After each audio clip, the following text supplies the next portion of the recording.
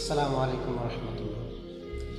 তিন ব্যক্তির নামাজ আসমানের দিকে পৌঁছে না, অর্থাৎ কবুল করা হয় না। নাম্বার 1, ওই ইমাম যিনি নামাজ পড়ান অথচ তার উপরে তার মুসল্লিরা অসন্তুষ্ট।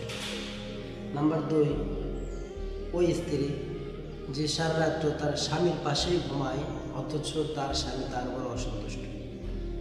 নাম্বার 3, দুই ভাই যারা পরস্পর একে অপরের সাথে দ্বন্দ্বের মধ্যে লিপ্ত রয়েছে।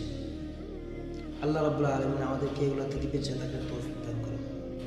প্রিয় দিনী ভাই, রাসূলুল্লাহ সাল্লাল্লাহু আলাইহি সাল্লাম বলেন, যে ব্যক্তি আমার হাদিস অন্যের কাছে পৌঁছে দিল, আল্লাহ পাক রব্বুল আলামিন তার চেহারাটাকে নূরে নূরান্বিত করে দিল। সুতরাং ভিডিওটা আপনি দেখলেন, অন্য মুসলমান ভাইয়ের কাছে পৌঁছে দেওয়ার জন্য ভিডিওটা বেশি বেশি শেয়ার করে